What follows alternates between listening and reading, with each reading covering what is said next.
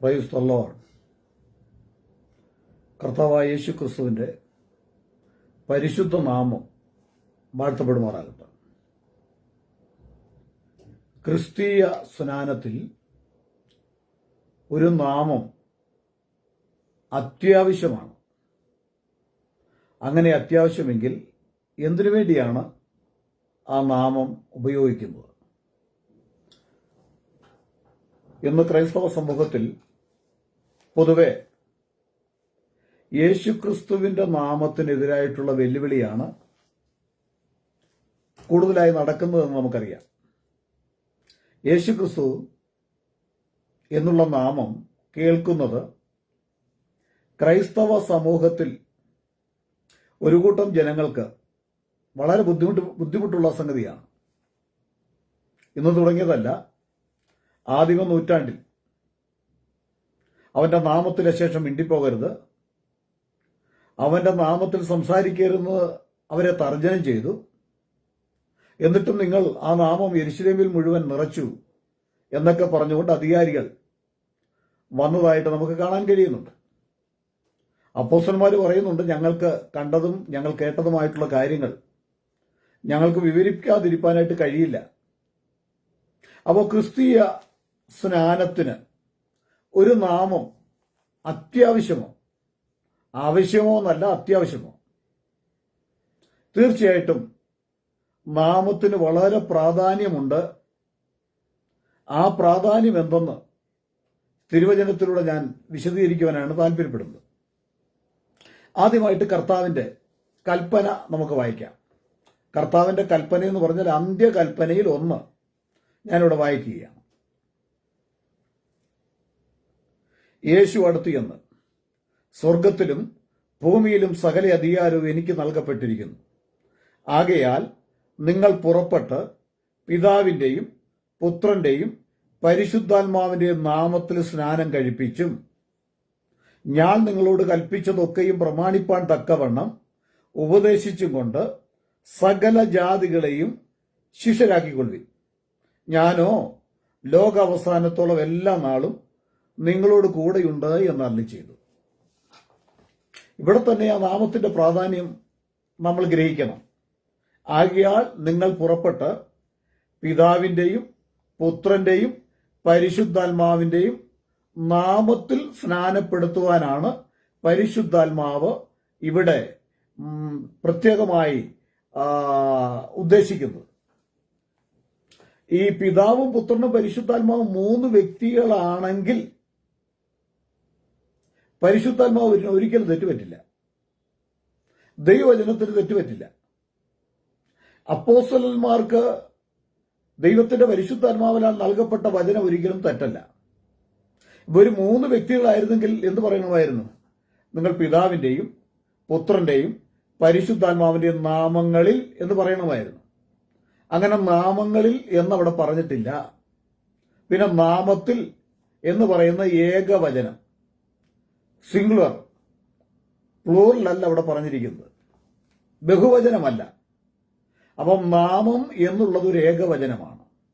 അതിലും തന്നെ സാമാന്യ ബോധമുള്ള ഏതൊരു വ്യക്തിയും ചിന്തിക്കേണ്ടത് പിതാവ്, പുത്രൻ, പരിശുദ്ധാത്മാവ് എന്ന് പറയുന്ന മൂന്ന് വ്യക്തികളെ ഉദ്ദേശിച്ചല്ല അവിടെ പഠിപ്പിക്കുന്നത്. മൂന്ന് വ്യക്തികളാണെങ്കിൽ മൂന്ന് വ്യക്തികൾക്ക് മൂന്ന് പേരുണ്ടായിരിക്കണം. ആ മൂന്ന് പേരിൽ സ്നാനപ്പെടുത്താനാണ് പറയേണ്ടത്.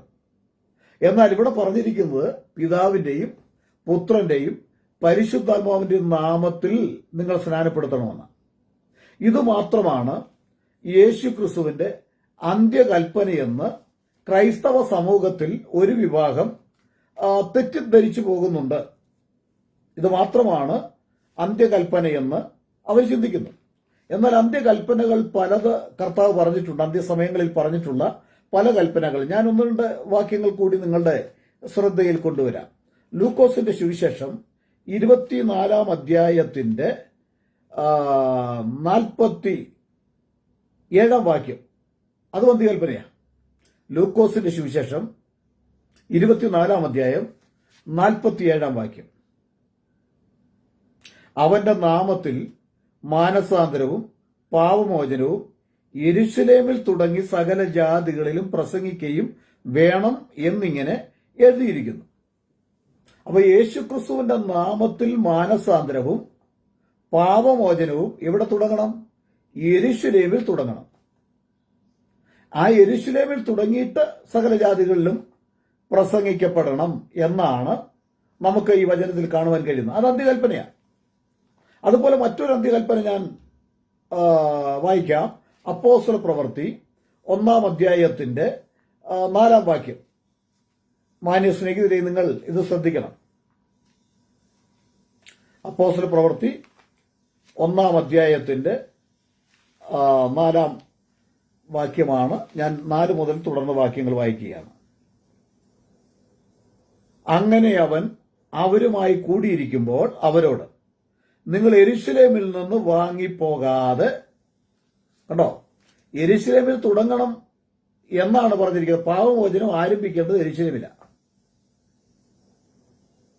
അപ്പോൾ അവർ യെരൂശലേമിൽ നിന്ന് വാങ്ങിപ്പോകാതെ, നിങ്ങൾ യെരൂശലേമിൽ നിന്ന് വാങ്ങിപ്പോകാതെ എന്നോട് കേട്ട പിതാവിന്റെ വാഗ്ദത്തത്തിനായി കാത്തിരിക്കണം. എന്നോട് കേട്ട പിതാവിന്റെ വാഗ്ദത്തം എന്ന് പറഞ്ഞാൽ എന്താ? അതിന്റെ അർത്ഥം എന്നിൽ നിന്ന് നിങ്ങൾ കേട്ട പിതാവിന്റെ വാഗ്ദത്തം. അതെന്താ അങ്ങനെ പറയുന്നത്? എന്നിൽ നിന്ന് കേട്ട പിതാവിന്റെ വാഗ്ദത്തം അത് യേശു പിന്നെ പല പുസ്തകങ്ങളിലും വായിക്കുമ്പോൾ കാണുവാൻ കഴിയുന്നുണ്ട്. എന്നെ കണ്ടവൻ പിതാവിനെ കണ്ടിരിക്കുന്നു, ഞാനും പിതാവും ഒന്നാകുന്നു, എന്നിലൂടെ അല്ലാതെ ആർക്കും പിതാവിന്റെ അടുക്കൽ ചെല്ലാൻ പറ്റില്ല. അതുപോലെ ഫിലിപ്പോസ് തന്നോട് നിർബന്ധിച്ചു, പിതാവിനെ ഞങ്ങൾക്ക് കാണിച്ചു തരണം. അങ്ങനെ പറയാൻ കാരണം, നിങ്ങൾ പിതാവിനെ അറിയുന്നു, പിതാവിനെ കണ്ടിരിക്കുന്നു എന്ന് പറഞ്ഞപ്പോൾ പിതാവിനെ കാണാൻ പറ്റില്ലെന്ന് പറഞ്ഞ് അത് യേശു തന്നെ പറയുക, കണ്ടിരിക്കുന്നു. യോഹന്നാൻ 14-ാം അധ്യായം നമ്മൾ വായിക്കുമ്പോൾ അവിടെ കാണാൻ കഴിയും. അപ്പോൾ ഫിലിപ്പോസിന് പിതാവിനെ കാണിച്ചു തരണം, എന്നാൽ ഞങ്ങൾക്ക് മതി എന്ന് പറഞ്ഞു. യേശു ചോദിച്ചു, എന്നെ കണ്ടവൻ പിതാവിനെ കണ്ടിരിക്കുന്നു, ഞാനും പിതാവ് ഒന്നാകുന്നു. വേറെ പിതാവിനെ എങ്ങനെ കാണിച്ചു തരും എന്ന് യേശു ചോദിക്കുക.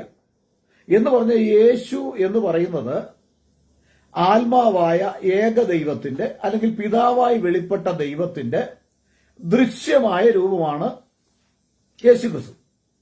യേശുക്രിസ്തു അല്ലാതെ മറ്റൊരു രൂപം ദൈവത്തിനില്ല. ദൈവത്തിനൊരു രൂപമുണ്ടെങ്കിൽ അത് യേശുവാണ്. ഒറ്റ രൂപമേ ഉള്ളൂ. കൊലോസ്യർ 2:9 പറയുമ്പോൾ, അവനിലല്ലോ ദൈവത്തിന്റെ സർവസമ്പൂർണതയും ദേഹരൂപമായി, ദൈവം ദേഹരൂപമായി ദൈവത്തെ കാണാൻ കഴിയണമെങ്കിൽ യേശുവിനെ മാത്രം നോക്കണം. അപ്പൊ യേശുക്രിസ്തു അല്ലാതെ ദൈവത്തെ കാണണമെങ്കിൽ, പിതാവിനെ കാണണമെങ്കിൽ മറ്റൊരു മാർഗം ഇല്ലെന്ന് വിശുദ്ധ വേദപുസ്തകം നമ്മെ പഠിപ്പിക്കുന്നു.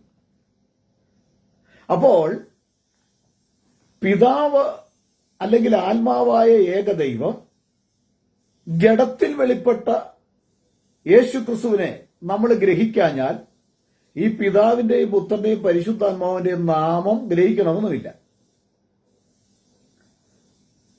ദൈവം ജഡത്തിൽ വെളിപ്പെട്ടു എന്നാണ് തീമോഥെയോസ് 3:16 പറയുന്നത്.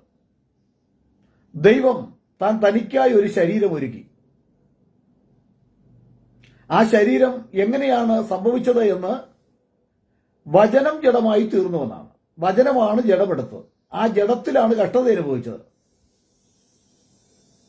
ദൈവത്തിന്റെ ആത്മാവ് ജഡത്തിൽ വെളിപ്പെടുകയാണ് ചെയ്തത്.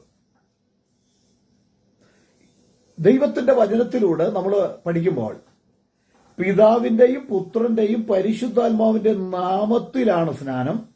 ആ നാമത്തിൽ മാത്രമേ സ്നാനമുള്ളൂ. പക്ഷെ ആ നാമം വെളിപ്പെടാത്ത ഒരു വ്യക്തിക്ക് ആ ടൈറ്റിൽ പറഞ്ഞ് ഇന്ന് മുക്കിക്കൊണ്ടിരിക്കുക. അന്ന് അങ്ങനെ ഒന്നും ഇല്ലായിരുന്നു കേട്ടോ. ആദ്യമ നൂറ്റാണ്ടിൽ അങ്ങനെ ഇല്ലായിരുന്നു. AD 300 ശേഷമാണ് ഒരു തൃത്വ സ്നാനം അല്ലെങ്കിൽ പിതാവ് പുത്രൻ പരിശുദ്ധാത്മാവ് എന്ന ടൈറ്റിൽ പറഞ്ഞ് സ്നാനപ്പെടുത്തുന്ന ഒരു സംവിധാനം നിലവിൽ വന്നത്. ആദിമ ക്രൈസ്തവ സമൂഹത്തിൽ ഇല്ലാതിരുന്നതും പിൽക്കാലത്ത് കുസ്തന്തീനോസ് എന്ന് പറയുന്ന ഒരു കൊലപാതകൻ കടന്നു വന്നതിന് ശേഷം തൃത്വം എന്ന് പറയുന്ന ഉപദേശം സഭയിൽ അടിച്ചേൽപ്പിച്ചതിന് ശേഷം ഉരുത്തിരിഞ്ഞു വന്ന ഒരാശയമാണ് ഈ പിതാവിന്റെയും പുത്രന്റെയും പരിശുദ്ധാത്മാവിന്റെ ടൈറ്റിൽ അക്ഷരങ്ങൾ പറഞ്ഞ് ജനങ്ങളെ മുക്കിക്കൊണ്ടിരുന്നത്. ആദിമ നൂറ്റാണ്ടിൽ അങ്ങനെ ഇല്ലായിരുന്നു. അങ്ങനെ ആദിമ നൂറ്റാണ്ടിൽ ക്രൈസ്തവ സമൂഹം, നമുക്കറിയാം, നമ്മൾ ഈ കത്തോലിക്കർ അടിച്ചിറക്കിയ POC ബൈബിൾ, അതായത് പാസ്റ്റോറിയൽ സെന്റർ, നമ്മുടെ പാലാരിവട്ടത്തുനിന്ന് അടിച്ചിറക്കിയ ബൈബിളിൽ ഒന്ന് ശ്രദ്ധിച്ചാൽ മതിയാകും. അവിടെ ശ്രദ്ധിക്കുമ്പോൾ നമുക്ക് കാണുവാൻ കഴിയുന്നത് എന്താ? അതിനകത്ത് പെട്ടെന്ന് പ്രത്യേകിച്ച് ഹെഡിങ് കൊടുത്തിരിക്കുക, ആദിമ ക്രൈസ്തവ സമൂഹം എന്ന് തന്നെ അവിടെ ഹെഡിങ് കൊടുത്തിരിക്കുക. ആദിമ ക്രൈസ്തവ സമൂഹം.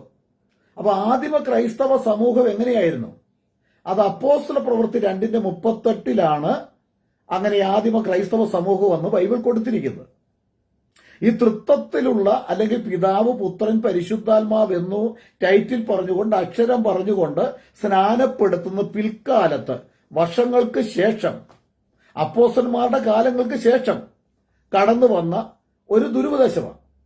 ഇതാണ് എല്ലാ മാന്യ സ്നേഹിതരും അവരുടെ പോക്കറ്റിൽ കൊണ്ട് നടക്കുന്നത്. പിതാവിന്റെയും പുത്രന്റെയും പരിശുദ്ധാത്മാവിന്റെ നാമം ഏതാണ് എന്ന് ചോദിച്ചാൽ അവർക്ക് പറയാൻ പറ്റുന്നില്ല. ആ നാമത്തിൽ ഒരു സ്നാനം, അങ്ങനെ പിതാവിന്റെയും പുത്രന്റെയും പരിശുദ്ധാത്മാവിന്റെയും എന്ന് യേശു പറഞ്ഞ കൽപ്പനയുടെ വാക്കുകൾ പറഞ്ഞ് നിങ്ങൾ സ്നാനപ്പെടുത്തുന്നത് പോലെ അപ്പോസ്തലന്മാർ എവിടെയെങ്കിലും സ്നാനപ്പെടുത്തിയിട്ടുണ്ടോ എന്ന് ചോദിച്ചാൽ അതിനും ഒരു തെളിവും തരാൻ ഇന്നേ വരെ ലോകത്തിൽ ഒരു പെന്തക്കോസുകാരനും കഴിഞ്ഞിട്ടില്ല എന്നുള്ള ഒരു ദുഃഖ വാർത്തയും കൂടെ ഞാൻ അറിയിക്കുകയാണ്. ഞങ്ങൾ ഇന്ന് തുടങ്ങിയതല്ല ഈ സ്നേഹ സംവാദങ്ങൾ. ഇത് വർഷങ്ങളായി സംസാരിച്ചുകൊണ്ടിരിക്കുകയാണ്. നിങ്ങൾ ആരെങ്കിലും, ഞങ്ങൾ സാധാരണ പറയാറുണ്ട്, കഴിഞ്ഞ ദിവസവും നമ്മുടെ സ്നേഹിതന്മാർ പലരും പ്രസംഗിച്ചപ്പോൾ പറഞ്ഞു, നിങ്ങൾ ഒരു തെളിവ് തന്നാൽ മതി, പിതാവിന്റെയും പുത്രന്റെയും പരിശുദ്ധാത്മാവിന്റെയും നാമം എന്ന് പറഞ്ഞ് ആ വാക്കുകൾ ആവർത്തിച്ച് നിങ്ങൾ ചെയ്യുന്ന പോലെ ജലത്തിൽ മുക്കിയ ഒരു സംഭവം അപ്പോസ്തലന്മാരോ AD 300 മുമ്പുള്ള, അല്ലെങ്കിൽ AD 200 ആയിക്കോട്ടെ, 200 മുൻപുള്ള ഏതെങ്കിലും ഒരു ചരിത്രം രേഖ എടുത്തു തന്നാൽ ഞങ്ങൾ നിങ്ങളുടെ കൈക്കീഴിൽ, നിങ്ങൾ പറയുന്ന ഏതൊരു വ്യക്തിയുടെയും കൈക്കീഴിൽ ഞങ്ങൾ സ്നാനപ്പെടുവാൻ തയ്യാറാണ്. ഇത് വെറുതെ പറയുന്നതല്ല. ഒരു വ്യക്തി, അപ്പോസ്തല പ്രവൃത്തിയാണല്ലോ സഭയുടെ ചരിത്രം രേഖപ്പെടുത്തിയിരിക്കുന്ന പുസ്തകം. ഈ പുസ്തകത്തിനകത്ത് പിതാവിന്റെയും പുത്രന്റെയും പരിശുദ്ധാത്മാവിന്റെയും നാമത്തിൽ ഞാൻ സ്നാനപ്പെടുത്തുന്നു എന്ന് പറഞ്ഞ് അപ്പോസ്തലന്മാർ എവിടെയെങ്കിലും സ്നാനപ്പെടുത്തിയ ഒരൊറ്റ തെളിവ് നിങ്ങൾക്ക് എടുത്തു തരാൻ കഴിയുമെങ്കിൽ നിങ്ങൾ പറയുന്ന ഏത് മനുഷ്യന്റെ മുൻപിലും കടന്നു വന്ന് സ്നാനപ്പെടുവാൻ ഞങ്ങൾ തയ്യാറാണ്. കഷ്ടമെന്ന് പറയട്ടെ, ഇന്ന് വരെ അതിന് തയ്യാറായി ആരും കടന്നു വന്നിട്ടില്ല. അവർക്ക് പറ്റില്ല. കാരണം എന്താ? അങ്ങനെ ഒരു സംഭവം വിശുദ്ധ ബൈബിളിൽ ഇല്ല. പിന്നെ ഇത് എവിടുന്ന് കടന്നു വന്നുവെന്ന് നിങ്ങൾ പറയണം. ബൈബിളിൽ ഇല്ലാത്ത, ഒരിക്കലും ബൈബിളിനാൽ തെളിയിക്കപ്പെടുവാൻ കഴിയാത്ത ഈ ആവർത്തനം എന്ന് പറഞ്ഞാൽ പിതാവിന്റെയും പുത്രന്റെയും പരിശുദ്ധാത്മാവിന്റെ നാമത്തിൽ സ്നാനപ്പെടുത്തുന്നു എന്ന് നിങ്ങൾ ആ യേശു പറഞ്ഞ അക്ഷരം പറഞ്ഞിട്ട് മുക്കുന്നതല്ലാതെ ആ നാമം ഉച്ചരിക്കുവാൻ പേടിപ്പിച്ച് സാത്താൻ നിങ്ങളെ നിർത്തിയിരിക്കുന്നു എന്നതുപോലെ നിങ്ങൾ പേടിച്ച് ഈ അക്ഷരം പറഞ്ഞ്, അത് കൽപ്പനയാണ്, ആ കൽപ്പന പറഞ്ഞ് മുക്കാനല്ല, ആ നാമം പറഞ്ഞ് മുക്കണം. അതാണ് ദൈവത്തിന്റെ വചനത്തിന്റെ പ്രാധാന്യത. ആ കൽപ്പന പറഞ്ഞതുകൊണ്ട് എന്തർത്ഥം ഉണ്ട്? അതിനകത്ത് യാതൊരു ജീവനുമില്ല. അതാണ് അത് അക്ഷരം പറഞ്ഞ് മുക്കുക. ബൈബിൾ പറയുന്നു എന്താ? അക്ഷരം കൊല്ലുന്നു. അത് മരണ ശുശ്രൂഷയാ, ജീവന്റെ ശുശ്രൂഷയല്ല. അക്ഷരം കൊല്ലുന്നു, ആത്മാവ് ജീവിപ്പിക്കുന്നു. പിതാവിന്റെയും പുത്രന്റെയും പരിശുദ്ധാത്മാവിന്റെയും എന്നുള്ള വാക്ക് യേശു പറഞ്ഞപ്പോൾ ആ വാക്ക് തന്നെ പറഞ്ഞു മുക്കുക. അതിനെ അക്ഷര ശുശ്രൂഷ എന്ന് പറയും. കർത്താവ് ഉദ്ദേശിച്ച ആത്മീയ ശുശ്രൂഷയാണ്. അക്ഷരം കൊല്ലുന്നു, ആത്മാവോ ജീവിപ്പിക്കുന്നു. ആത്മീയ ശുശ്രൂഷ എന്ന് പറഞ്ഞാൽ ഈ പിതാവിനും പുത്രനും പരിശുദ്ധാത്മാവിനും 3 നാമങ്ങളല്ല, നിങ്ങളിൽ പലരും പറയുന്നത് പോലെ അത് 3 വ്യക്തികളല്ല, 3 നാമങ്ങളുമില്ല. അപ്പോൾ ഈ 3 നാമങ്ങൾ എന്ന് പറഞ്ഞ് നിങ്ങൾ ഇങ്ങനെ പറയുമ്പോൾ അവിടെ സാത്താൻ വിജയിക്കുക. കർത്താവിന്റെ വചനം അവിടെ പരാജയപ്പെടുത്തുവാൻ സാത്താൻ നോക്കുകയാണ്. വളരെ കഷ്ടം. അപ്പോൾ പിതാവിന്റെയും പുത്രന്റെയും പരിശുദ്ധാത്മാവിന്റെയും നാമത്തിലാണ് സ്നാനം. ആ നാമം എന്താണെന്ന് ബൈബിൾ പഠിപ്പിക്കുന്നുണ്ടോ? നമുക്കറിയാം, ബൈബിളിൽ ആ അങ്ങനെ അക്ഷരം പറയുകയാണെങ്കിൽ ബൈബിളിൽ ഒത്തിരി തെളിവുകളുണ്ട്. വിശ്വസിക്കുന്നവരാൽ ഈ അടയാളം നടക്കും. നിങ്ങൾ എന്റെ നാമത്തിൽ ഭൂതങ്ങളെ പുറത്താക്കും. ഏതെങ്കിലും പൈശാചിക ബന്ധനമുള്ള ഒരു വ്യക്തിയുടെ അടുക്കൽ ചെന്ന് ആ യേശു പറഞ്ഞ അക്ഷരം പറഞ്ഞിട്ട് എന്റെ നാമത്തിൽ പോ പിശാചി എന്ന് പറഞ്ഞാൽ പോകുമോ? അവിടെ എന്റെ നാമത്തിൽ ഭൂതങ്ങളെ പുറത്താക്കുമെന്ന് പറഞ്ഞാൽ ആ നാമം ഉച്ചരിക്കണം. അവിടെ യേശുവിന്റെ നാമം ഉച്ചരിച്ചെങ്കിലേ ഭൂതം പോകും. അപ്പൊ ഈ നാമത്തിന് വലിയ ശക്തിയുണ്ട്. ഈ നാമം നിങ്ങൾ ഉദ്ദേശിക്കുന്ന പോലെ ഇത് സ്നാനക്കടവിലേക്ക് കടന്നു വരുമ്പോൾ ആ നാമത്തെ മാറ്റി നിർത്തിയിട്ട് അക്ഷരവുമായിട്ട് ഇറങ്ങി മുക്കിയെടുക്കുന്ന സ്നാനമല്ല. സ്നാനം ഒന്നേ ഉള്ളൂ. എഫേസ്യ ലേഖനം വായിക്കുമ്പോൾ സ്നാനം 1. ഈ 1 പറഞ്ഞാൽ ആദിമ ക്രൈസ്തവ സമൂഹം ഏത് വിധത്തിൽ സ്നാനപ്പെടുത്തിയോ അതേ വിധത്തിൽ സ്നാനപ്പെടുന്നത് വരെ നിങ്ങൾ സ്നാനപ്പെട്ടിട്ടില്ല, അല്ലെങ്കിൽ ഈ അക്ഷരം പറഞ്ഞ് മുക്കിയവർ സ്നാനപ്പെട്ടിട്ടില്ല എന്ന് തന്നെയാണ് ബൈബിൾ നമുക്ക് പഠിക്കുമ്പോൾ മനസ്സിലാക്കാൻ കഴിയുന്നത്. ആ സ്നാനം 1 വ്യവസ്ഥ പ്രകാരം അപ്പോസ്തല പ്രവൃത്തി 2:38 പ്രകാരം സ്നാനപ്പെട്ടില്ലെങ്കിൽ ആ 1 വ്യവസ്ഥ പ്രകാരം അല്ല. അത് നമ്മൾ മനസ്സിലാക്കണം.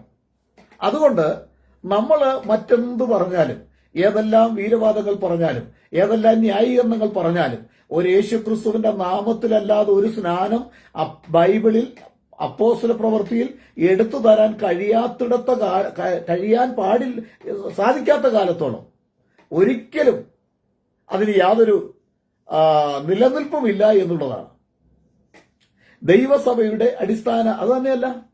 ഈ കർത്താവ് അന്ത്യകൽപ്പനയിൽ പറഞ്ഞു എന്തുവാ? അവന്റെ നാമത്തിൽ മാനസാന്തരവും പാപമോചനവും യെരുശലേമിൽ തുടങ്ങണം. യെരുശലേമിൽ തുടങ്ങിയോ? ആ യെരുശലേമിൽ തുടങ്ങിയതാണ് അപ്പോസ്തല പ്രവൃത്തി 2:38. നിങ്ങൾ യെരുശലേമിൽ നിന്ന് വാങ്ങിപ്പോകാതെ എന്നോട് കേട്ട പിതാവിന്റെ വാഗ്ദത്തത്തിനായി നിങ്ങൾ യെരുശലേമിൽ കാത്തിരിക്കണം. കർത്താവ് പറഞ്ഞു, സത്യത്തിന്റെ ആത്മാവ് നിങ്ങളുടെ മേൽ വരുമ്പോൾ അവൻ നിങ്ങളെ സകല സത്യത്തിലും വഴി നടത്തും. ഞാൻ നിങ്ങളോട് പറഞ്ഞതൊക്കെ പരിശുദ്ധാത്മാവ് നിങ്ങളെ ഓർമ്മപ്പെടുത്തും. അങ്ങനെയാണ് അവർ പ്രാർത്ഥിച്ചു. 10 ദിവസം ഉപവസിച്ച് പ്രാർത്ഥിച്ചു കഴിഞ്ഞപ്പോൾ പിതാവിന്റെയും പുത്രന്റെയും പരിശുദ്ധാത്മാവിന്റെ നാമം അവർക്ക് വെളിവായി. പരിശുദ്ധാത്മാവ് അവർക്ക് വെളിപ്പെടുത്തി കൊടുത്തു. അങ്ങനെ പത്രോസ് എഴുന്നേറ്റ്, നിങ്ങൾ മാനസാന്തരപ്പെട്ട് നിങ്ങളുടെ പാപങ്ങളുടെ മോചനത്തിനായി ഓരോരുത്തൻ യേശുക്രിസ്തുവിന്റെ നാമത്തിൽ സ്നാനമേൽപ്പിൻ, എന്നാൽ പരിശുദ്ധാത്മാവ് എന്ന ദാനം ലഭിക്കും എന്നാണ് വിശുദ്ധ ബൈബിൾ പറയുന്നത്. അതുകൊണ്ട് ആദിമ നൂറ്റാണ്ടിൽ ആരംഭിച്ച ദൈവത്തിന്റെ സഭ എന്ന് പറയുന്നത് അപ്പോസ്തല പ്രവൃത്തി 2-ാം അധ്യായത്തിന്റെ 38-ാം വാക്യത്തിലൂടെ കടന്നു പോകുന്ന ഒരു മാത്രമാണ് ദൈവസഭ. അതുകൊണ്ട് ദൈവസഭ എന്ന് പറഞ്ഞാൽ അങ്ങനെയാണ് നമ്മൾ വായിക്കുന്നത്. അപ്പോസ്തല പ്രവൃത്തി 2:38 മുതൽ താഴോട്ട് വായിക്കുമ്പോൾ നമുക്ക് കാണുവാൻ കഴിയുന്നു, ഇങ്ങനെ രക്ഷിക്കപ്പെടുന്നവരെ കർത്താവ് ദിനം പ്രതി സഭയോട് ചേർത്തുകൊണ്ടിരുന്നു. എങ്ങനെ രക്ഷിക്കപ്പെടുന്നവരെ? നിങ്ങൾ മാനസാന്തരപ്പെട്ട് നിങ്ങളുടെ പാപങ്ങളുടെ മോചനത്തിനായി ഓരോരുത്തൻ യേശുക്രിസ്തുവിന്റെ നാമത്തിൽ സ്നാനമേൽപ്പിൻ, എന്നാൽ പരിശുദ്ധാത്മാവെന്ന് ദാനം ലഭിക്കും. എന്നാൽ പരിശുദ്ധാത്മാവെന്ന് ദാനം ലഭിക്കും. അപ്പോൾ ഇങ്ങനെ സ്നാനപ്പെട്ടില്ലെങ്കിൽ പരിശുദ്ധാത്മാവ് കിട്ടുകയില്ലേ എന്ന് ചോദിക്കാം. എന്നാൽ പരിശുദ്ധാത്മാവ് അങ്ങനെ കിട്ടിയിട്ടുണ്ടെങ്കിൽ നമുക്കറിയാം 10-ാം അധ്യായത്തിൽ അതിന്റെ 43 മുതൽ നമ്മൾ വായിക്കുമ്പോൾ അപ്പോസ്തല പ്രവൃത്തിയിൽ നമുക്ക് കാണാൻ കഴിയുന്നു, അവരുടെ മേൽ ആദിമ പെന്തക്കോസ്ത് ദിവസം പരിശുദ്ധാത്മാവ് വന്ന അതേ രീതിയിൽ ജാതികളുടെ ഇടയിലും പരിശുദ്ധാത്മാവ് പകർന്നതായിട്ട് കാണുവാൻ കഴിയുന്നുണ്ട്. ഉടൻ തന്നെ പരിശുദ്ധാത്മാവ് കിട്ടി ഇവരെ സ്നാനം വിലക്കുവാൻ ആർക്ക് കഴിയും എന്ന് ചോദിച്ച് അവരെ കർത്താവായ യേശുക്രിസ്തുവിന്റെ നാമത്തിൽ സ്നാനപ്പെടുത്താൻ പത്രോസ് അവിടെ കൽപ്പിക്കുന്നു.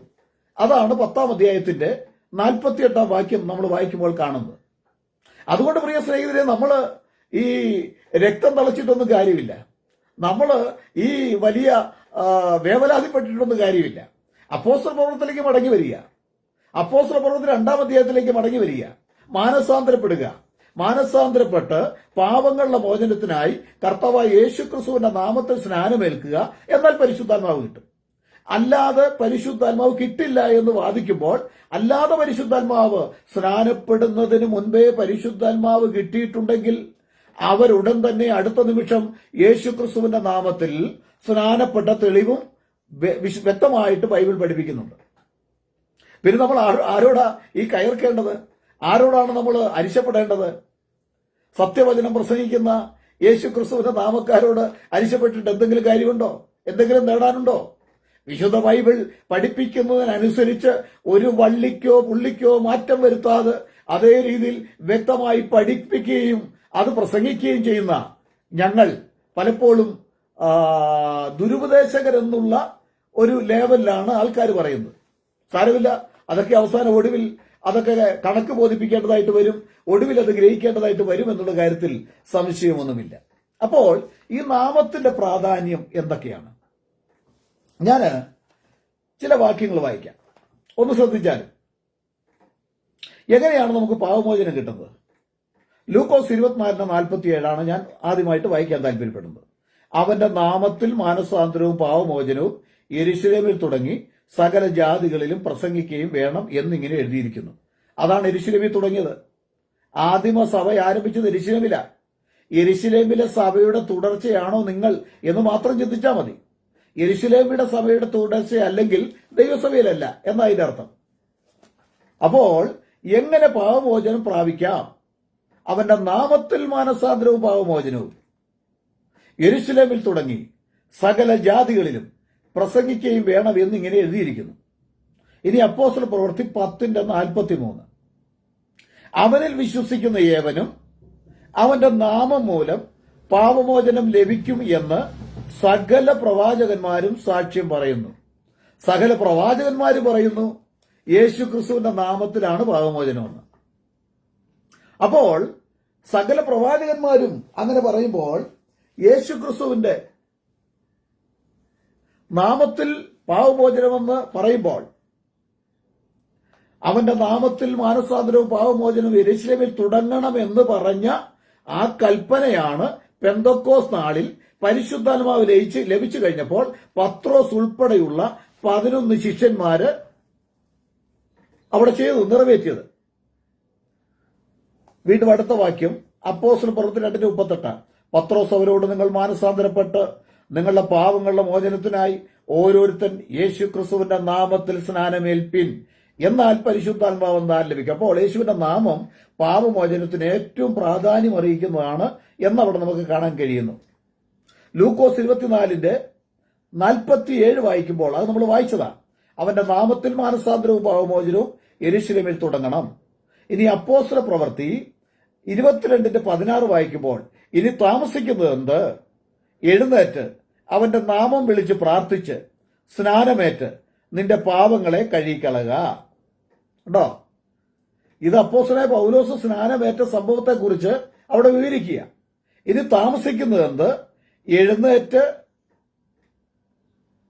അവന്റെ നാമം വിളിച്ച് പ്രാർത്ഥിച്ച് സ്നാനമേറ്റ് നിന്റെ പാപങ്ങളെ കഴുകിക്കളക. അപ്പോ സ്നാനത്തിലൂടെ എന്ത് സംഭവിക്കുന്നു? പാപമോചനം. എങ്ങനെ? അവന്റെ നാമം വിളിച്ച് പ്രാർത്ഥിച്ച് അവന്റെ നാമത്തിൽ സ്നാനമേറ്റ് കഴിയുമ്പോൾ പാപമോചനം ലഭിക്കുന്നു. അതിനൊന്നാമത്തെ ഘടകം മാനസാന്തരമാണ്. സകല പ്രവാചകന്മാർ പറയുന്നു അവന്റെ നാമത്തിൽ മാനസാന്തരവും പാപമോചനവും ഉണ്ടെന്ന് സകല പ്രവാചകന്മാരും പറയുകയാണ്. അവനിൽ വിശ്വസിക്കുന്ന ഏവനും അവന്റെ നാമം മൂലം പാപമോചനം ലഭിക്കുമെന്ന് സകല പ്രവാചകന്മാരും സാക്ഷ്യം പറയുന്നു. കണ്ടോ, സകല പ്രവാചകന്മാരും സാക്ഷ്യം പറയുക. യേശു പറഞ്ഞു, പ്രവാചകന്മാർ പറഞ്ഞിരിക്കുന്നതെല്ലാം വിശ്വസിക്കാത്ത മന്ദബുദ്ധികളെ. ലൂക്കോസ് 24:25 വാക്യം. പ്രവാചകന്മാർ പറഞ്ഞിരിക്കുന്നതെല്ലാം വിശ്വസിക്കാത്ത മന്ദബുദ്ധികളെ. പ്രവാചകന്മാരെന്താ പറഞ്ഞിരിക്കുന്നത്? അവനിൽ വിശ്വസിക്കുന്ന യവനും അവന്റെ നാമം മൂലം പാപമോചനം ലഭിക്കുമെന്ന് സകല പ്രവാചകന്മാരും പറയുന്നു. യേശു എന്താ പറഞ്ഞിരിക്കുന്നത്? പ്രവാചകന്മാർ പറഞ്ഞിരിക്കുന്ന എല്ലാം വിശ്വസിക്കാത്ത മന്ദബുദ്ധികളെ. അപ്പോസ്തലന്മാരെന്താ പറയുന്നത്? അവന്റെ നാമത്തിൽ മാനസാന്തരവും പാവമോചനം യെരൂശലേമിൽ തുടങ്ങി പ്രസംഗിക്കണം. പത്രോസ് എന്താ പറയുന്നത്? നിങ്ങൾ മാനസാന്തരപ്പെട്ട് നിങ്ങളുടെ പാപങ്ങളുടെ മോചനത്തിനായി ഓരോരുത്തൻ യേശുക്രിസ്തുവിന്റെ നാമത്തിൽ സ്നാനമേൽപ്പിൻ, എന്നാൽ പരിശുദ്ധാത്മാവെന്ന് ദാനം ലഭിക്കും. ഹല്ലേലൂയ. അവന്റെ നാമത്തിന്റെ പ്രാധാന്യത ഗ്രഹിച്ച് മുൻപോട്ട് പോകുവാൻ ദൈവം നിങ്ങളെക്കുറിച്ച് ആഗ്രഹിക്കുന്നു. Praise the Lord. 1 യോഹന്നാൻ 1:7 അവന്റെ പുത്രനായ യേശുവിന്റെ രക്തം സകല പാവവും പോക്കി നമ്മെ ശുദ്ധീകരിക്കുന്നു. യോഹന്നാൻ അതിന്റെ 8-ാം വാക്യം നമുക്ക് പാവമില്ല എന്ന് പറയുന്നുവെങ്കിൽ നാം നമ്മെ തന്നെ വഞ്ചിക്കുന്നു. അപ്പോൾ പാവമോചനത്തിന് അടിസ്ഥാനപരമായിട്ടുള്ള ഘടകം 1 യേശുക്രിസ്തുവിന്റെ നാമം, 2 യേശുവിന്റെ രക്തം. യേശുക്രിസ്തുവിന്റെ നാമവും യേശുവിന്റെ രക്തവും സമ്മേളിക്കുന്ന ഒരു ഇടമാണ്. നമുക്കത് വിശ്വാസത്താൽ പ്രാപിക്കാനുള്ള ഒരു സ്ഥലമാണ് മാനസാന്തരപ്പെട്ട് യേശുക്രിസ്തുവിന്റെ നാമത്തിൽ സ്നാനമേൽക്കുമ്പോൾ. അതെന്താ അങ്ങനെ വരുന്നത്? അങ്ങനെ വരുന്നതിന്റെ കാരണം നമ്മൾ അപ്പോസ്തല പ്രവൃത്തി നമ്മൾ വായിക്കുന്ന അവസരത്തിൽ നമുക്ക് മനസ്സിലാക്കാൻ കഴിയുന്നത് പാവമോചനം യേശുക്രിസ്തുവിന്റെ നാമത്തിലാണ്. ഹല്ലേലൂയ. അപ്പോൾ അവിടെ മറ്റൊരു സംഗതി, റോമാലേഖനം നമ്മൾ വായിക്കുമ്പോൾ അതിനെക്കുറിച്ച്, സ്നാനത്തിന്റെ അർത്ഥം മനസ്സിലാക്കുമ്പോൾ അതിനെക്കുറിച്ച് ഞാൻ 1-2 കാര്യങ്ങൾ, നമ്മൾ ഒന്നുകൂടെ ആവർത്തിച്ച് വായിക്കട്ടെ. അപ്പോസ്തല പ്രവൃത്തി 2:38 പാവങ്ങളുടെ മോചനത്തിന് വേണ്ടി സ്നാനം. അപ്പം സ്നാനം എന്ന് പറഞ്ഞാൽ പാവമോചനത്തിന് വേണ്ടിയാണ്.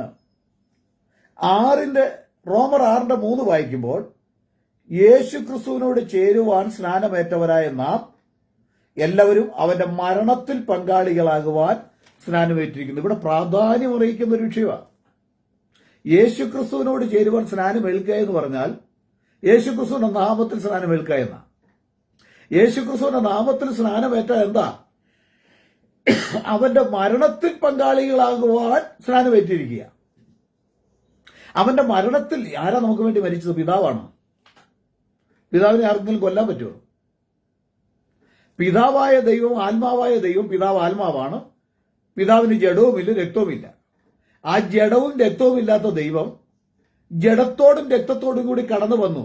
ദൈവം ജഡത്തിൽ വെളിപ്പെട്ടു. എന്തിനു വേണ്ടിയാ? ആ ജഡത്തിൽ കഷ്ടമനുഭവിപ്പാൻ. ദൈവമല്ല മരിച്ചത്. ദൈവം ഈ ലോകത്തിൽ വരുവാൻ ഒരു ശരീരം ഒരുക്കി. ആ ശരീരത്തിന് നമുക്കറിയാം നമ്മുടെ കഷ്ടത ഏൽക്കുവാനുള്ള ആ കൃപയാണ് അവിടെ ലഭിച്ചത്. അപ്പോൾ ദൈവം ഒരിക്കലും ജഡമായി തീർന്നില്ല. വചനം ജഡമായി തീർന്നു. ദൈവം ജഡത്തിൽ വെളിപ്പെട്ടു. അതാണ് ബൈബിളിലെ സത്യം.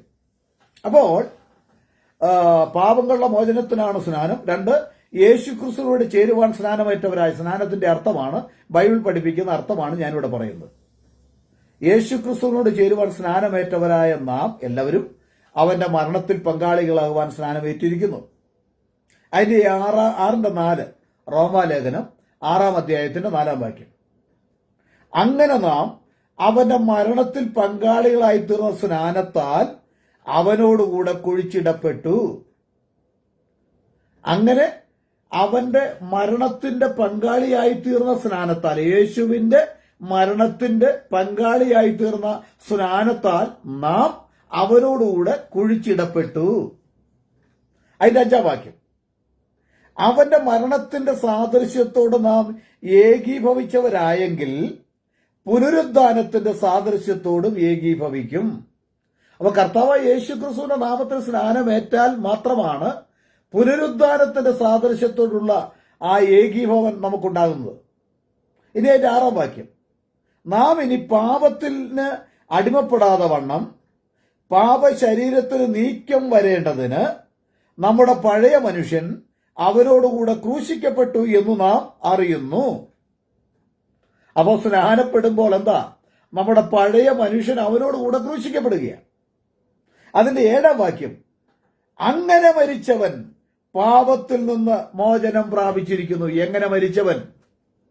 സ്നാനമെന്ന യേശുവിന്റെ മരണത്തോട് ഏകീഭവിക്കുന്ന, യേശുവിന്റെ മരണത്തിൽ പങ്കാളികളായി തീർന്ന യേശുക്രിസ്തുവിന്റെ നാമത്തിലുള്ള സ്നാനത്തിലൂടെ യേശുക്രിസ്തുവിന്റെ മരണത്തോട് നമ്മൾ ഏകീഭവിക്കുക. മാനസാന്തരപ്പെട്ടവർ സ്നാനപ്പെടുമ്പോൾ യേശുവിന്റെ മരണത്തോട് നമ്മൾ ഏകീഭവിക്കുക, ഒന്നിച്ചു നിൽക്കുക. അതിനോട് ചേരുക. ക്രിസ്തുവിനോട് ചേരുവാൻ സ്നാനമേറ്റവരായ നാം അവനെ ധരിച്ചിരിക്കുന്നുവെന്നാണ്. കൊലോസ്യർ 2:12 സ്നാനത്താൽ നിങ്ങൾ അവനോടുകൂടെ അടക്കപ്പെടുന്നു. 1 പത്രോസ് 3:21 സ്നാനമോ ഇപ്പോൾ ജഡത്തിന്റെ അഴുക്ക് കളയുന്നതായിട്ടല്ല, ദൈവത്തോടുള്ള നല്ല മനസാക്ഷിക്കായിട്ടുള്ള അപേക്ഷയായിട്ടത്രേ. ഹല്ലേലൂയ.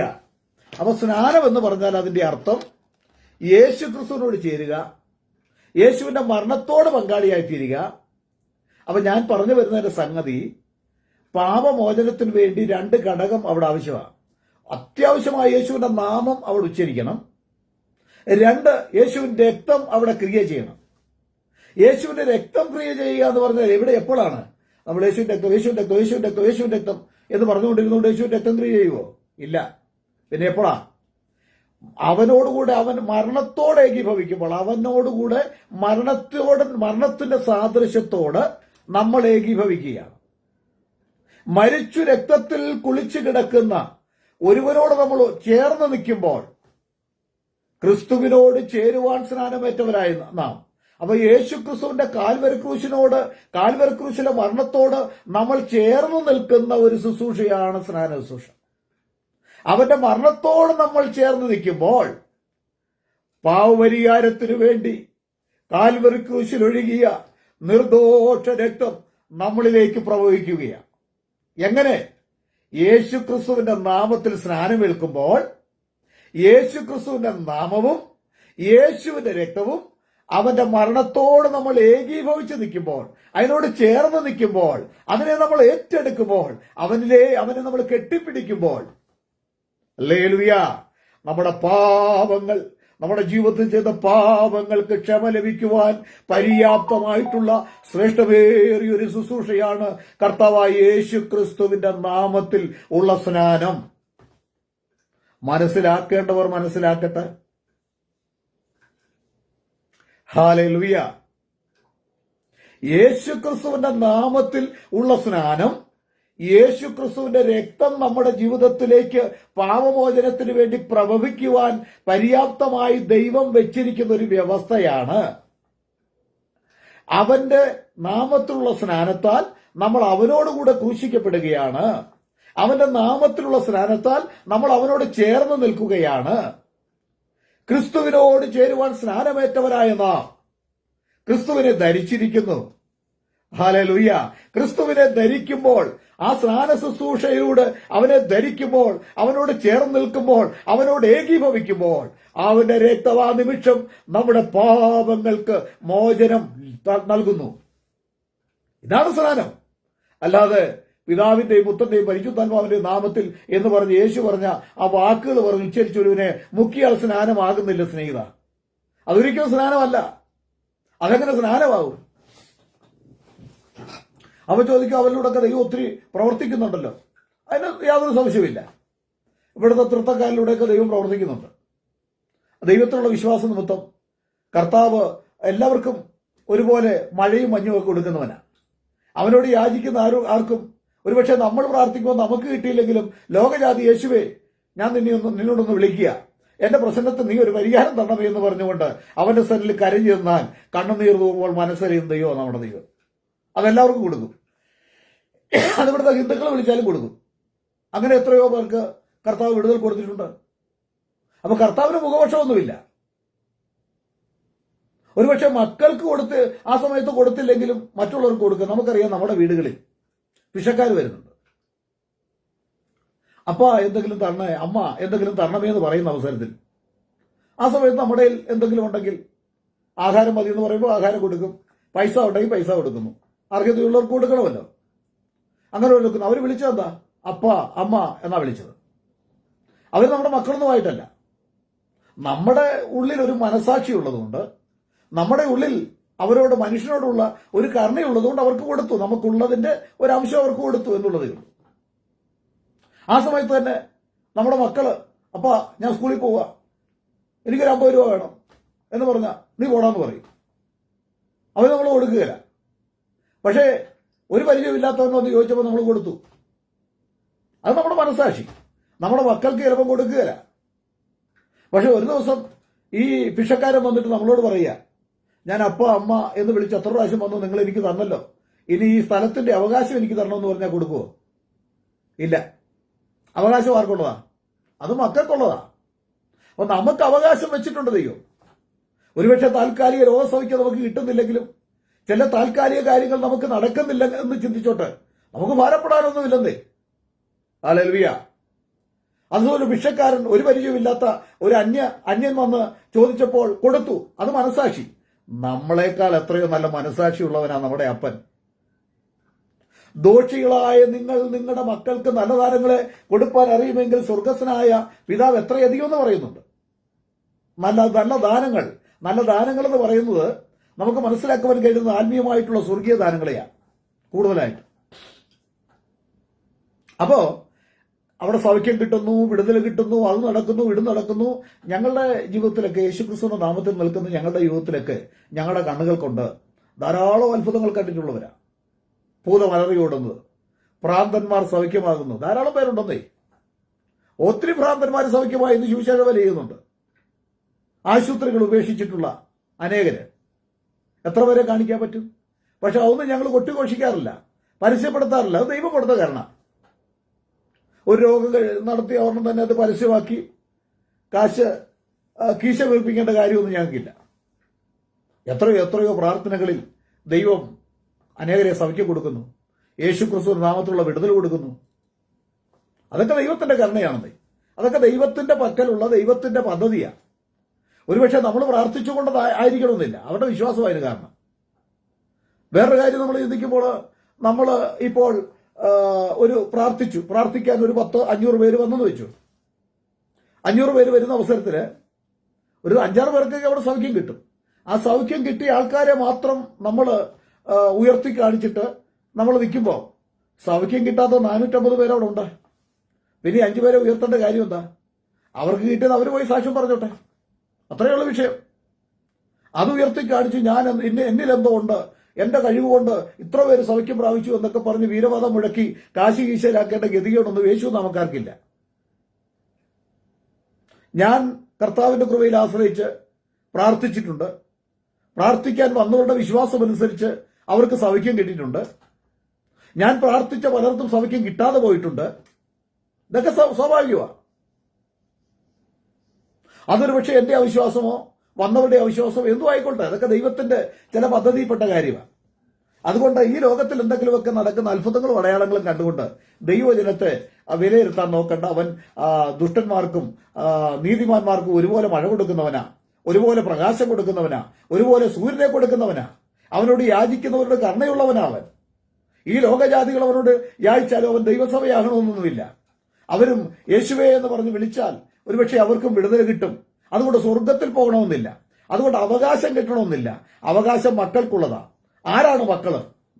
അവനെ കൈക്കൊണ്ട് അവന്റെ നാമത്തിൽ വിശ്വസിക്കുന്ന ഏവർക്കും ദൈവമക്കളാകുവാൻ അധികാരം കൊടുത്തു. മക്കളെന്ന് പറഞ്ഞാൽ യേശുക്രിസ്തുവിന്റെ നാമത്തെ സ്വീകരിക്കുന്ന, സ്നാനത്തിലൂടെ മാനസാന്തരപ്പെട്ട് സ്വീകരിച്ച് പരിശുദ്ധാത്മാവിഷയം പ്രാപിച്ച് വിശുദ്ധ ജീവൻ നയിക്കുന്നവരാ ദൈവത്തിന്റെ മക്കൾ. അല്ലാതുള്ളവർ ദൈവത്തിന്റെ മക്കളല്ല. അവര് ദൈവത്തിന്റെ സൃഷ്ടിയാ. ദൈവത്തിന്റെ സൃഷ്ടിയും ദൈവത്തിന്റെ മക്കൾക്കും പദവി രണ്ടും രണ്ടാ. ഹല്ലേലൂയ. ദൈവത്തിന്റെ സൃഷ്ടിയാ. സകലതും ദൈവത്തിന്റെ സൃഷ്ടിയല്ലേ. ചരാചരങ്ങള്, മനുഷ്യര്, മൃഗങ്ങള് എല്ലാം ദൈവത്തിന്റെ സൃഷ്ടിയാ.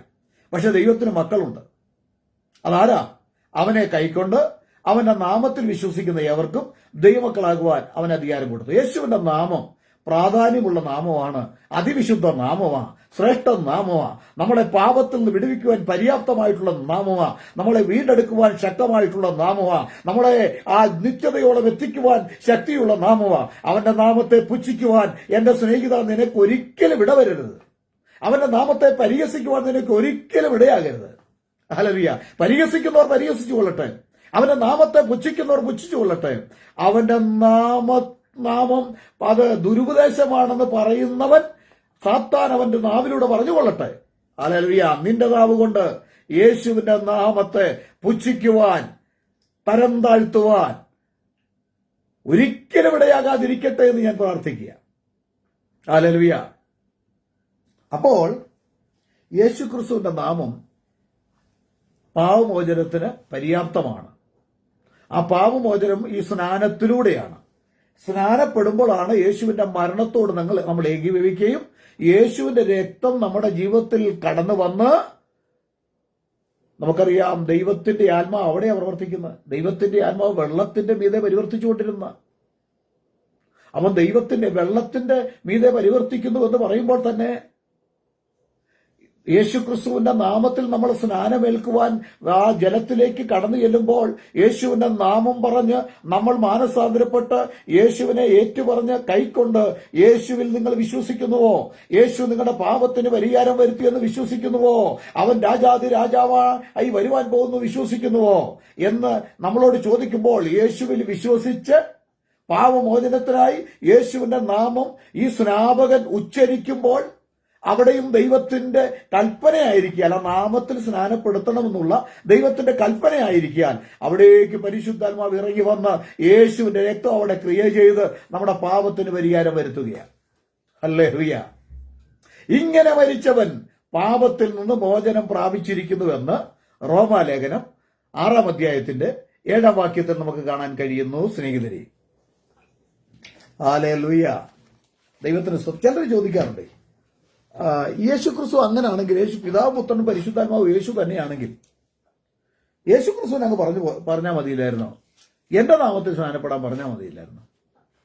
എന്റെ നാമത്തിൽ സ്നാനപ്പെട്, ആകിയാൽ നിങ്ങൾ പുറപ്പെട്ട് എന്റെ നാമത്തിൽ സ്നാനം കൊടുക്കാൻ പറഞ്ഞാൽ മതിയില്ലായിരുന്നോ? അത് സ്നേഹിത, അത് നിന്റെ ആശയമാണ്, അത് നിന്റെ തോന്നലാ.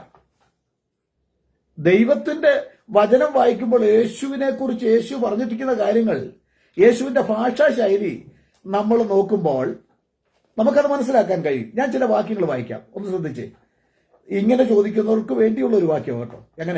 അങ്ങനെയാണെങ്കിൽ യേശു പിതാവും പുത്രനും പരിശുദ്ധാത്മാവും യേശു ആണെങ്കിൽ എന്റെ നാമത്തിൽ സ്നാനപ്പെടുവിൻ എന്ന് യേശു പറഞ്ഞാൽ പോരായിരുന്നുവോ എന്ന് ചോദിക്കുന്നവരോട് യേശുവിന്റെ ഭാഷാ ശൈലി ബൈബിൾ വിവരിക്കുന്നത് അതറിയാത്ത നിമിത്തമായിട്ട് അറിവില്ലായ്മയിൽ നിന്ന്, അജ്ഞതയിൽ നിന്ന് ഉയർന്നു വരുന്നൊരു ചോദ്യമാണെന്ന് ഞാനിവിടെ വിശദീകരിക്കാം. ഒന്ന് ശ്രദ്ധിച്ചാലും, യോഹന്നാൻ 1:51, മനുഷ്യപുത്രന്റെ അടുക്കൽ ദൈവദൂതന്മാർ കയറുകയും ഇറങ്ങുകയും ചെയ്യുന്നത് നിങ്ങൾ കാണും. യേശുവിനെ കുറിച്ച് യേശു പറയുക, മനുഷ്യപുത്രന്റെ അടുക്കൽ ദൈവദൂതന്മാർ കയറുകയും ഇറങ്ങുകയും ചെയ്യുന്നത് നിങ്ങൾ കാണും. ഇത് വലിയൊരു അത്ഭുതം ഉള്ള വാക്യമാണ് കേട്ടോ.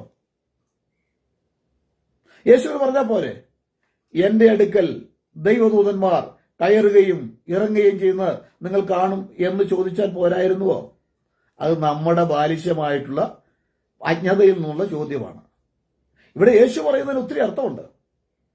ആ യേശു ഇവിടെ പാവമോചനത്തിന് വേണ്ടി പരമയാഗമാകാൻ വന്നപ്പോൾ താൻ ആരാണെന്ന് ആ സമയത്ത് വെളിപ്പെടുത്തിയാൽ, നമുക്കറിയാം കൊരിന്ത്യർ 2:8 വായിക്കുമ്പോൾ അവരറിഞ്ഞില്ല, അറിഞ്ഞിരുന്നുവെങ്കിൽ തേജസ്സിന്റെ കർത്താവിനെ, തേജസ്സിന്റെ കർത്താവ് എന്ന് പറഞ്ഞാൽ തേജസ്സിന്റെ യഹോവയെന്നാണ്. അവരറിഞ്ഞില്ല, അറിഞ്ഞിരുന്നുവെങ്കിൽ തേജസ്സിന്റെ യഹോവയെ ക്രൂശിക്കുകയില്ലായിരുന്നു. യേശു ക്രൂശിൽ പരമയാഗമാകേണ്ടത് എന്റെയും നിങ്ങളുടെയും അത്യാവശ്യമായിരിക്കാൻ യേശു ആരാണെന്നുള്ള യഥാർത്ഥ വെളിപ്പാട് യേശു മറച്ചു വെച്ചെങ്കിൽ മാത്രമേ അവിടെ സാധിക്കുകയുള്ളൂ, നമ്മളെ രക്ഷിക്കാൻ സാധിക്കുകയുള്ളൂ. നമ്മുടെ രക്ഷയ്ക്ക് വേണ്ടി തന്നെ ഒന്ന് മറച്ചു വെച്ചു. യെശയ്യാപ്രവചനം പറയുന്നുണ്ടല്ലോ, യഹോവ മറഞ്ഞിരിക്കുന്ന ദൈവം. 45-ാം അധ്യായത്തിലാണ്, യെശയ്യാവ് 45-ാം അധ്യായം. യഹോവ മറഞ്ഞിരിക്കുന്ന ദൈവം, അവന് ഒന്ന് മറച്ചു വെച്ചെങ്കിൽ മാത്രമേ കാര്യം ജനങ്ങൾക്ക് മനസ്സിലാകാതെ പാവപരിഹാരത്തിന് വേണ്ടി പാവമില്ലാത്ത രക്തം ഇവിടെ ചിന്തപ്പെടാൻ കഴിയൂ. സകല മനുഷ്യരും പാപം ചെയ്ത് ദൈവതേജസ്സില്ലാത്തവരായി തീർന്നപ്പോൾ പാപമില്ലാത്ത രക്തമുള്ള ഒരു വ്യക്തി ഭൂമിയിൽ ഇല്ലാതിരിക്കെ പാപമില്ലാത്ത രക്തമുള്ളവനായി ആ രക്തം ജഡത്തോടും രക്തത്തോടും കൂടി അവനിവിടെ കടന്നു വന്ന വിവരം ഇവനാണ് മശിയാഹ്, ഇവനാണ് മശിഹ എന്ന് വ്യക്തമായിട്ട് അറിഞ്ഞാൽ അവർ ക്രൂശിക്കില്ല. അവർ ക്രൂശിച്ചില്ലെങ്കിൽ നമുക്ക് പാപപരിഹാരം ലഭിക്കുകയുമില്ല. സാത്താന്റെ വലിയ തന്ത്രവാദം. അപ്പോൾ മനുഷ്യപുത്രന്റെ അടുക്കൽ ദൈവദൂതന്മാർ കയറുകയും ഇറങ്ങുകയും ചെയ്യും. ഇത് നമ്മളെ കൊണ്ടുപോകുന്ന ഉൽപ്പത്തി പുസ്തകം 28-ാം അധ്യായത്തിലേക്കാണ് കേട്ടോ. ഉൽപ്പത്തി പുസ്തകം 28-ാം അധ്യായം. 28-ാം അധ്യായം എന്താ? അവിടെ നമ്മൾ വായിക്കുമ്പോൾ കാണാം, യാക്കോബ് ഒരു പരുക്കൻ കല്ല് തലയണയായി വെച്ച് അവിടെ കിടന്നുറങ്ങുക. അർദ്ധരാത്രിയിൽ അവനൊരു സ്വപ്നം കണ്ടു. സ്വർഗത്തോളം എത്തുന്ന ഒരു ഗോവേണി, അതിന്റെ അങ്ങേ തലയ്ക്ക് യഹോവ നിൽക്കുകയാണ്. ദൈവദൂതന്മാർ ആ ഗോവേണിയിലൂടെ കയറുകയും ഇറങ്ങുകയും ചെയ്യുന്ന ഒരു കാഴ്ച കണ്ടു. അതാ യേശു പറഞ്ഞത്, താൻ ആരാണെന്ന് അവിടെ വെളിപ്പെടുത്തുകയാണ്. മനുഷ്യപുത്രന്റെ അടുക്കൽ ദൈവദൂതന്മാർ കയറുകയും ഇറങ്ങുകയും ചെയ്യുന്നത് നിങ്ങൾ കാണും. ഞാൻ പിതാവിന്റെ മഹത്വത്തിൽ വരുന്നത് നിങ്ങൾ കാണും. മനുഷ്യപുത്രൻ പിതാവിന്റെ മഹത്വം, പിതാവ് പറയുക എന്റെ മഹത്വം ഞാൻ ഒരുത്തനും വിട്ടുകൊടുക്കുകയാണ്. അപ്പൊ യേശു ആരാണെന്നുള്ള വെളിപ്പാട് നമുക്ക് അവിടെ കിട്ടുകയാണ്. ഇനി യോഹന്നാൻ 4:10, ഈ ശമരിക്കാരി സ്ത്രീയുടെ അടുക്കൽ യേശു എന്ന് പറഞ്ഞ വാക്കൊന്ന് ശ്രദ്ധിച്ചേ. നീ ദൈവത്തിന്റെ ദാനവും നിന്നോട് കുടിപ്പാൻ ചോദിക്കുന്നവൻ ആരെന്നും നീ അറിഞ്ഞിരുന്നുവെങ്കിൽ നീ അവനോട് ചോദിക്കുകയും അവൻ ജീവനുള്ള വെള്ളം നിനക്ക് തരികയും ചെയ്യുമായിരുന്നു. മനസ്സിലായോ? എന്നെ കേൾക്കുന്ന പ്രിയ തൃത്വ സ്നേഹിതരെ, യേശു ക്രിസ്തു അങ്ങനെയാണെങ്കിൽ എന്റെ നാമത്തെ സ്നാനപ്പെടുത്താൻ പറഞ്ഞാൽ മതിയില്ലായിരുന്നുവോ എന്ന് ചോദിക്കുന്ന സ്നേഹിത, നീ ഇതൊന്ന് കേട്ടേ. ശമരിക്കാരി സ്ത്രീയോട് പറഞ്ഞ വാക്ക്, നീ ദൈവത്തിന്റെ ദാനവും നിന്നോട് കുടിപ്പാൻ ചോദിക്കുന്നവൻ ആരെന്നും നീ അറിഞ്ഞിരുന്നുവെങ്കിൽ നീ അവനോട് ചോദിക്കുമായിരുന്നു. കേട്ടോ, യേശുവിനെ തന്നെ മൂന്നാമത് മറ്റൊരു വ്യക്തിയായിട്ടാണ് യേശു ചിത്രീകരിക്കുന്നത്. നീ ദൈവത്തിന്റെ ദാനവും നിന്നോട് കുടിപ്പാൻ ചോദിക്കുന്നവൻ ആരെന്നും നീ അറിഞ്ഞിരുന്നുവെങ്കിൽ നീ അവനോട് ചോദിക്കുകയും അവൻ ജീവനുള്ള വെള്ളം നിനക്ക് തരികയും ചെയ്യുമായിരുന്നു. എന്നാൽ യേശുവിന് ഇങ്ങനെ പറഞ്ഞാൽ മതിയില്ലായിരുന്നു. നീ ദൈവത്തിന്റെ ദാനവും നിന്നോട് കുടിപ്പാൻ ചോദിക്കുന്ന ഞാൻ ആരെന്നും നീ അറിഞ്ഞിരുന്നുവെങ്കിൽ നീ എന്നോട് ചോദിക്കുകയും ഞാൻ ജീവനുള്ള വെള്ളം നിനക്ക് തരികയും ചെയ്യും എന്ന് പറഞ്ഞാൽ പോരായിരുന്നു.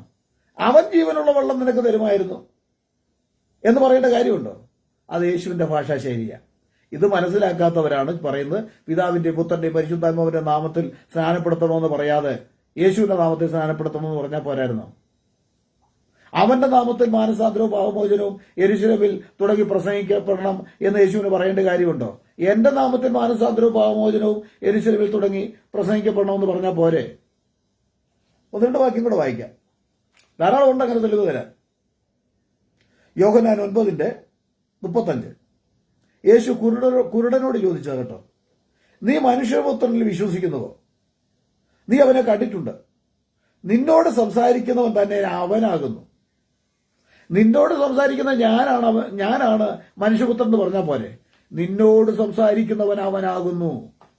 കണ്ടോ, യേശുവിനെ കുറിച്ച് ഒരു തേർഡ് പേഴ്സണെ പോലെ, മറ്റൊരു വ്യക്തിയെ പോലെയാണ് പറഞ്ഞിട്ടുള്ളത്. അതിന് ദൈവത്തിന് വലിയ പദ്ധതിയുണ്ട്, ഉദ്ദേശമുണ്ട്. ഇനി മത്തായി 25:31 മനുഷ്യപുത്രൻ തന്റെ തേജസ്സോടെ സകല വിശുദ്ധന്മാരുമായി വരുമ്പോൾ അവൻ തന്റെ തേജസ്സിന്റെ സിംഹാസനത്തിലിരിക്കും. തേജസ്സിന്റെ സിംഹാസനം ആർക്കാ സ്നേഹിതരെ? പിതാവിനാ. മനുഷ്യപുത്രൻ മഹാതേജസ്സോടെ വരുമ്പോൾ, മഹാതേജസ്സോടെ സർവശക്തനായ ദൈവമാണ് വരുന്നത്. അപ്പോ ഇവിടെയെല്ലാം യേശു തന്നെ കുറിച്ച് മറ്റൊരു വ്യക്തിയെക്കുറിച്ച് പറയുന്നത് പോലെയാണ് യേശു പറഞ്ഞിരിക്കുന്നത്. അങ്ങനെ ഒത്തിരി കാര്യങ്ങളുണ്ട്. കല്ലറകളിലുള്ളവരെല്ലാം അവന്റെ ശബ്ദം കേൾക്കും, കല്ലറകളിലുള്ളവരെല്ലാം എന്റെ ശബ്ദം കേൾക്കുമെന്ന് യേശു പറയത്തില്ലായിരുന്നു. നന്മ ചെയ്യുന്നവർ ജീവനായും തിന്മ ചെയ്യുന്നവർ ന്യായവിധിക്കായും പുനരുദ്ധാനം ചെയ്യുന്ന നാഴിക വരുന്നു. മർക്കോസ് 10:31 വായിക്കുമ്പോൾ മനുഷ്യപുത്രൻ മഹാപുരോഹിതന്മാരുടെയും ശാസ്ത്രിമാരുടെയും കയ്യിൽ ഏൽപ്പിക്കപ്പെടും.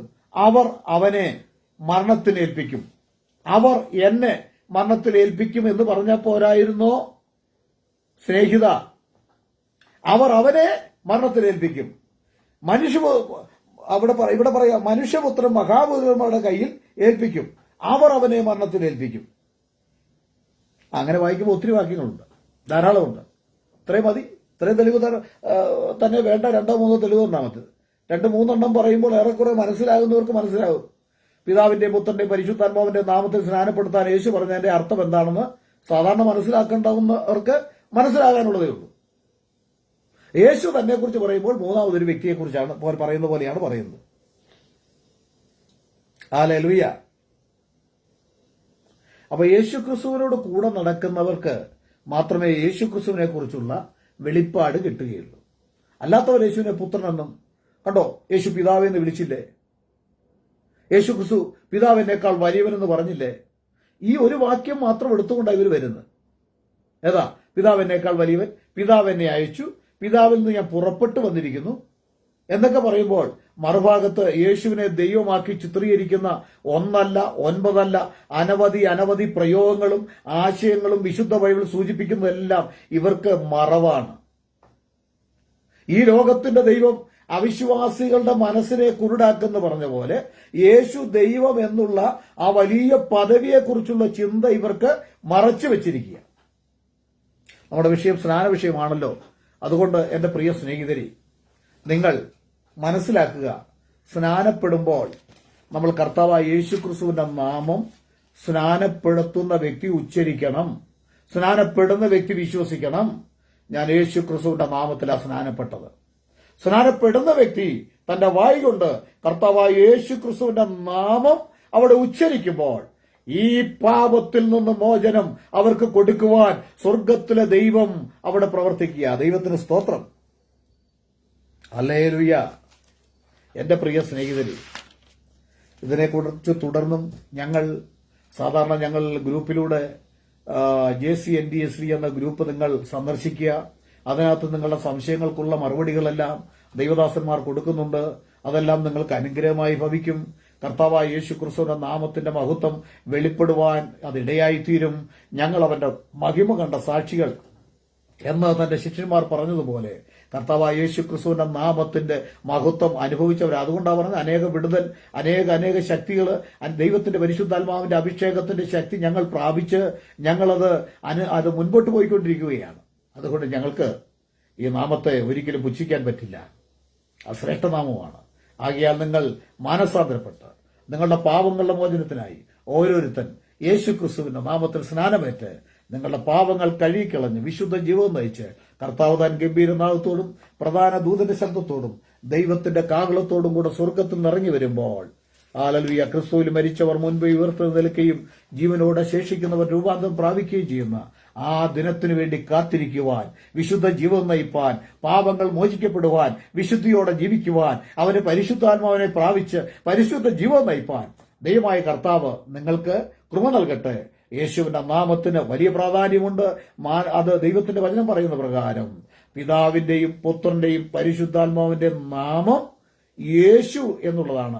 ആ യേശു എന്നുള്ള നാമം ഉച്ചരിക്കുമ്പോഴാണ്, യേശുവിന്റെ നാമത്തിലാണ് പാപത്തിന്റെ ബന്ധനം അഴിയുന്നത്, യേശുവിന്റെ നാമത്തിലാണ് ഭൂതങ്ങൾ വിട്ടുപോകുന്നത്, യേശുവിന്റെ നാമത്തിലാണ് രോഗികൾ സൗഖ്യമാകുന്നത്, യേശുവിന്റെ നാമത്തിലാണ് വലിയ വിടുതൽ ലഭിക്കുന്നത്. ഹല്ലേലൂയ. ഞങ്ങൾക്കതിൽ അഭിമാനമുണ്ട്. ഞങ്ങൾ യേശു ക്രിസ്തുവിന്റെ നാമക്കാരൻ എന്ന് പറയുന്നതിൽ വലിയ അഭിമാനമുണ്ട്. അതിലേറ്റവും കൂടുതൽ അഭിമാനിക്കുന്നവരാണ് ഞങ്ങൾ.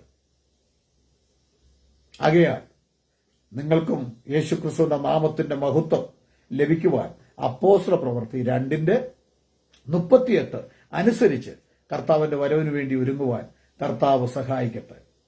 ആമേൻ.